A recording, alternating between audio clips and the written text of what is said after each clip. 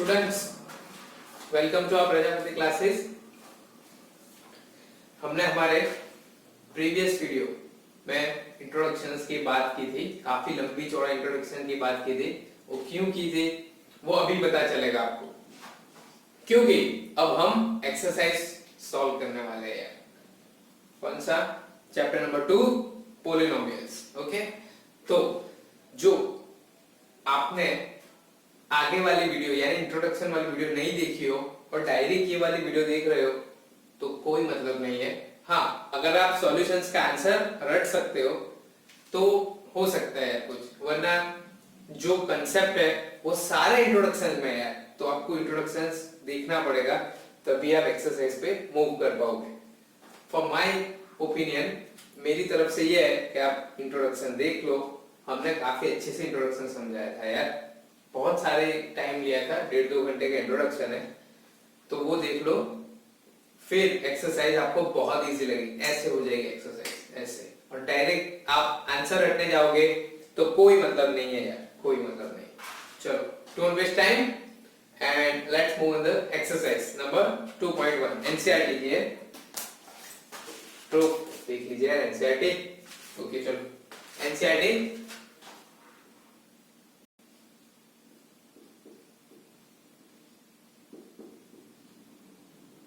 Exercise 2.1। Okay चलो, first question क्या है? Which of the following expressions are polynomials in one variable and which are not? Okay, तो ये वाला first question है हमारा। हमें बताना है कि वन वेरिएबल में पॉलिनोमियल्स है या नहीं है। तो 5 क्वेश्चंस है हमारे पास, 5 क्वेश्चंस है। पहला मैं क्वेश्चंस लिख लेता हूं।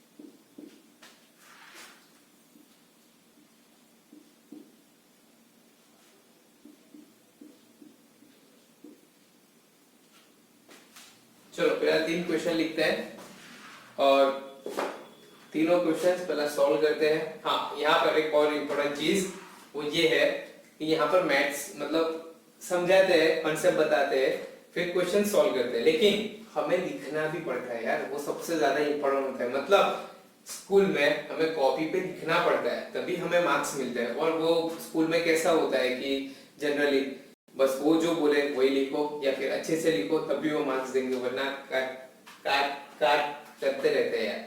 तो मैं यहाँ पर सिर्फ सॉल्व करना नहीं बताऊंगा, सॉल्व करना तो बताऊंगा लेकिन सिर्फ सॉल्व करना नहीं बताऊंगा। आप कॉपी पे मींस नोटबुक में या एग्जाम में कैसे लिखो वो भी इंपॉर्टेंट है, वो भी बताऊंगा। ओके, तो चलो, यहाँ पर क्या है? 4x² - 3x + 7। तो यहाँ पर ये पॉलिनोमियल है या नहीं है वो बताना है। लिखने से पहले आपको पॉलिनोमियल की डेफिनेशन बता दूं। आपको पता ही है यार कि पॉलिनोमियल किसे बोलते हैं, ठीक है? किसे? कांस्टेंट इनटू वेरिएबल की पावर होल नंबर। क्या विजिबल है, आपको दिख रहा है? Polynomial is equal to constant into variable की पावर होल नंबर। क्यों मैंने 5 क्वेश्चन नहीं लिखे? क्योंकि ये सब लिखना पड़ता है। तो ये थी हमारी पॉलिनोमियल की डेफिनेशन। ओके, तो इंपॉर्टेंट क्या है डेफिनेशन के लिए? कांस्टेंट वेरिएबल तो सब जगह दिख रहा है आपको, वो तो होगा ही, 110% कांस्टेंट वेरिएबल होगा। आपको आंसर यहां से डिसाइड करना है। कहां से? यहां से, होल नंबर से। आपको पता है होल नंबर क्या है? 0 1 2 3 टेंड्स टू इंफिनिटिव। तो आपका आंसर यहां से डिसाइडेड होगा कि वो पॉलिनोमियल है या नहीं है। तो ये बताने का मतलब यही था कि होल नंबर से डिसाइड होगा। कैसे देखते हैं। यहाँ पर 4x² माइनस 3x प्लस 7 यानी कांस्टेंट वेरिएबल और कांस्टेंट पोलिनोमियल, ठीक है। कह सकते क्यों x 0 लिख सकता हूं यार, क्यों नहीं लिख सकता। तो आपको समझ आ गया होगा। तो ये भी कांस्टेंट इनटू वेरिएबल यानी कांस्टेंट पोलिनोमियल, इन शॉर्ट ये हमारा पोलिनोमियल कांस्टेंट इनटू वेरिएबल वाला पोलिनोमियल, ठीक है।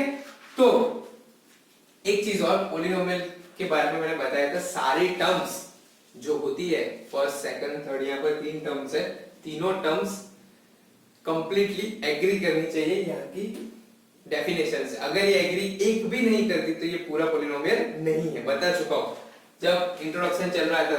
चलो, तो यहाँ पर x की पावर 2 तो होल नंबर है, x की पावर 1 होल नंबर है, यहाँ पर x की पावर 0 होल नंबर है। मींस ये डेफिनेशन को ये फॉलो कर रहा है। मींस क्या है, ये पोलिनोमियल है, लेकिन लिखेंगे कैसे वो भी तो जरूरी है। आंसर तो हमें पता चल गया कि ये पोलिनोमियल है, तो इसे लिखना कैसे है मैं बता देता हूं।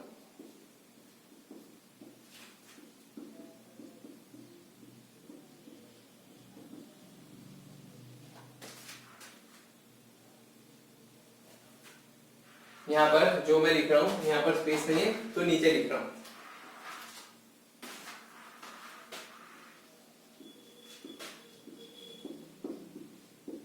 क्या लिखा है यहाँ पर नंबर पूरा लिख देना। तो मैंने लिखा है all the exponents of x are whole number. Exponents powers अब जो लिखो वो वैलिड है, exponents is a good word, okay. तो ये हो गया, बस इतना लिखो। सो ये वाला 4x² minus 3x plus 7 is polynomial in one variable, okay. इसी तरह आपको लिखना है, परफेक्ट। ये रहा आपका फर्स्ट आंसर। हर कॉपी में आप इसी तरह लिखोगे तो आपका कोई मार्क्स कट नहीं करेगा, 110% कोई मार्क्स कट नहीं करेगा। तो ये फर्स्ट क्वेश्चन था, इसलिए मैंने बता दिया कि कैसे हम लिखेंगे। सेकंड क्वेश्चन से हम सिर्फ सॉल्व करेंगे। हर क्वेश्चन में आपको इसी तरह लिखना है। 5 क्वेश्चन है, 5 में आपको जब आप प्रैक्टिस कर रहे होगे या नोट कर रहे होगे तो आपको ऐसे लिखना है। मैं हर क्वेश्चन नहीं लिखूंगा। चलो सेकंड क्वेश्चन की बात करते हैं। यहाँ पर है y² प्लस √2। ये डेफिनेशन को फॉलो कर रहा है। कांस्टेंट टू वेरिएबल है, कांस्टेंट है ना, 1 into y² लिख सकते हैं। तो 1 कांस्टेंट है, y वेरिएबल है और पावर 2 यानी होल नंबर है। तो ये पोलिनोमियल है। क्या ये है कांस्टेंट पोलिनोमियल है, y 0। तो कांस्टेंट पोलिनोमियल हो गया। तो ये y² प्लस √2 इज अ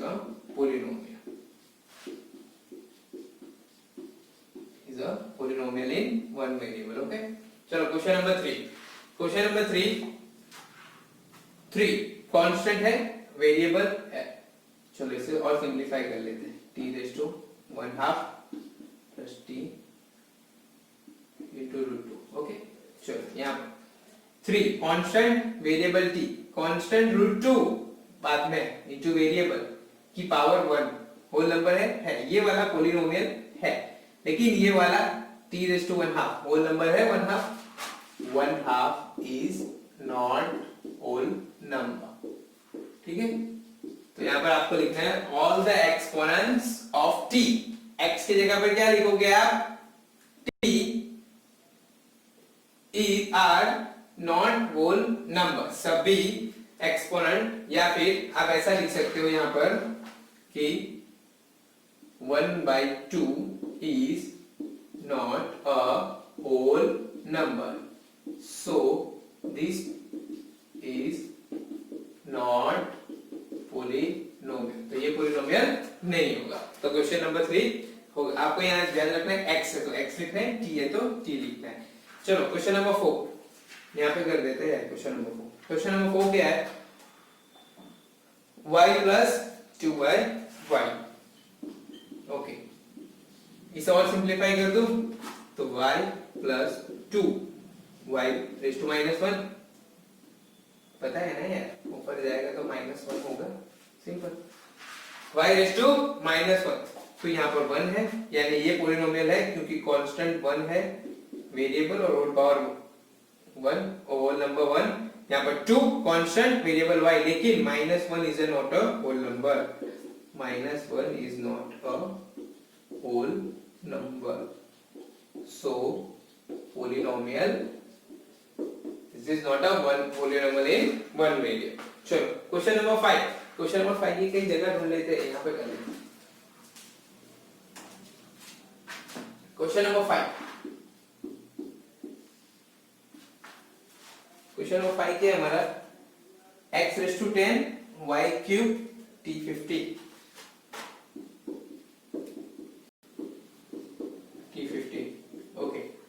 यहाँ पर क्या है, सब कुछ है यार, कांस्टेंट वेरिएबल तो है 1 1, कांस्टेंट बार बार बताने की जरूरत नहीं है। 10 3 और 50 तीनों होल नंबर है, तो तीनों पॉलिनोमियल है, so this is polynomial in one variable. Okay, चलो ये नोट कर लेना है। 5 क्वेश्चन, फर्स्ट क्वेश्चन हमारा खत्म हो गया। अब हम जाएंगे, let's move in the question number 2। तो क्वेश्चन नंबर 2 क्या है वो पढ़ लेंगे। चलो क्वेश्चन नंबर 2 काफी इजी लग रहा है। Right the coefficients of x square in each of the following. अरे यार बहुत इजी है, बहुत इजी है यार। चलो इसे निकाल दे।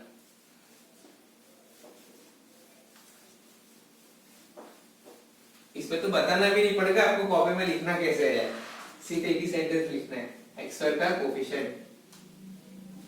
मैं फर्स्ट क्वेश्चन में ही बताऊंगा कैसे लिखना है, बाकी आपको खुद प्रैक्टिस करनी होगी, बाकी मैं सॉल्व करके बता दूंगा कैसे सॉल्व होता है। ओके, कॉन्सेप्ट बता दूंगा। चलो question number 2, coefficient of x, sorry coefficient of x square. इसका फर्स्ट क्वेश्चन क्या है, सारे क्वेश्चन लिख लेते हैं। 2 plus x square plus x, second है हमारा 2 minus x square sorry plus x cube, third है हमारा 5/2x स्क्वायर प्लस x, और 4 है √2x माइनस 1। चलो क्या लिखना है हमें, सिर्फ कोफिशिएंट ऑफ x स्क्वायर। तो x स्क्वायर को ही देखना है यार हमें, तो x स्क्वायर क्या है, यहाँ पर कोफिशिएंट क्या है, कुछ नहीं है, तो 1 × x स्क्वायर लिख सकते हैं। तो लिख सकते हैं coefficient of x square is 1। बस आपको इतना ही लिखना है कॉपी में, खत्म। फर्स्ट था इसलिए बताया। चलो यहाँ पर x स्क्वायर है क्या है, 1 होगा, 1 × x स्क्वायर। यस, ये माइनस कंसीडर करेंगे, जब भी माइनस होगा उसे कंसीडर करेंगे, कोई भी क्वेश्चन हो तो क्या होगा, -1 x स्क्वायर क्या है, सिंपल 5/2, बहुत सिंपल। यहाँ पर x स्क्वायर नहीं दिख रहा तो क्या नहीं है कैसे, मैं बताता हूँ, √2x माइनस 1 प्लस 0x लिख सकते हो। इससे क्या फर्क पड़ा, कुछ फर्क पड़ने वाला, 0 × x स्क्वायर से वो 0 होने वाला, तो बाकी टर्म यही आने वाला। तो मैंने 0 × x स्क्वायर कोई भी, x क्यूब पूछे, x4 पूछे, कोई भी पूछ ले, 0 × करके लिख सकते हैं। तो क्या होगा, कोफिशिएंट 0, x स्क्वायर का कोफिशिएंट क्या है, 0। ये इंपॉर्टेंट क्वेश्चन है, ऐसे क्वेश्चन पूछ सकते हैं बच्चों, ट्रिकी, थोड़ा सा ट्रिक हो जाता है। चलो क्वेश्चन नंबर 2 तो काफी इजी था यार। अब क्या करेंगे हम, क्वेश्चन नंबर 3, पहले इसे रफ कर देते फिर पढ़ लेते क्वेश्चन नंबर 3 है क्या।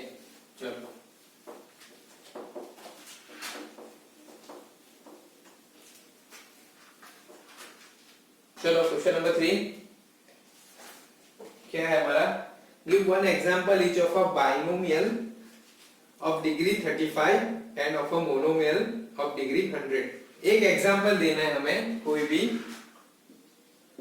जिसकी बाइनोमियल ऑफ डिग्री 35 हो और मोनोमियल ऑफ डिग्री 100 हो। बाइनोमियल मोनोमियल बताया था, दो टर्म हो गए तो क्या होगा बाइनोमियल, लेकिन एक ही टर्म होगा तो क्या होगा, सिंपल है यार, मोनोमियल। चलो मोनोमियल और बाइनोमियल बताया था, दोनों को उनका क्लासिफिकेशन बताया था, डिपेंड्स ऑन डिग्री, डिग्री का क्या था वो भी बताया था, दोनों का कंपैरिजन भी बताया था मैंने इंट्रो में। तो बहुत इंपॉर्टेंट है इंट्रो, आपको सब रिकॉल तो होता होगा यार, क्योंकि इंट्रोडक्शन मैंने बहुत अच्छे से पढ़ाया है।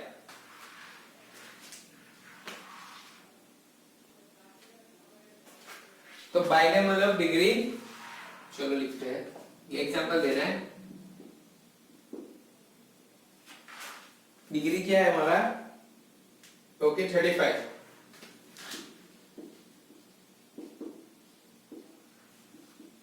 Binomial of degree can be 35, क्या एग्जांपल लो, कुछ भी यार, सपोज 7 कांस्टेंट, हमें पॉलिनोमियल लिखना है तो कांस्टेंट इनटू वेरिएबल का तो फॉर्म होना ही चाहिए, constant into variable x raise to 35। क्यों 35, हमें पावर डिग्री दी हुई है, डिग्री कैन बी 35। और बाइनोमियल, ये वाला बाइनोमियल है, पहला डिग्री साइड की बाइनोमियल है, दो टर्म्स होंगे तो मैं कुछ भी लिख सकता हूँ, +6 +5 4 जो भी लिखना हो, कांस्टेंट्स का कोई मतलब नहीं, कुछ भी लिख सकते हैं। एम क्या है, सेकंड मोनोमियल ऑफ डिग्री 100 है, तो क्या है मोनोमियल मींस एक ही टर्म होगा, तो एक तो कांस्टेंट वेरिएबल वाली फॉर्म होगी, तो कांस्टेंट वेरिएबल कुछ भी लिख सकते हैं, 8 लिख लिया हमने, 8 और x रेज़ टू 100, तो ये हो गया हमारा मोनोमियल। क्योंकि +6 क्यों नहीं लिख रहे, क्योंकि मोनोमियल एक ही टर्म पूछा है, इसके अलावा और भी लिख सकते हैं, जैसे हमें √3 लेना हो तो √3x रेज़ टू 100, कोई भी एग्जांपल हो सकते हैं, यहाँ पर भी कोई भी एग्जांपल ले सकते हैं, जैसे 4x रेज़ टू 35 + 100, कुछ भी हो सकता है, सारे एग्जांपल सही है, हमें एक ही पूछा है। चलो काफी इजी क्वेश्चन था। अब क्वेश्चन नंबर 4,